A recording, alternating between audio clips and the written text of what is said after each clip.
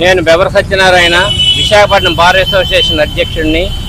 ఈరోజు ఐలు వాళ్ళు నిర్వహిస్తున్నటువంటి ఈ ధర్నా ఇప్పుడు ఏంటంటే criminal procedure code, Indian penal code, Indian evidence act అని 3 చట్టాలు ఉన్నాయి.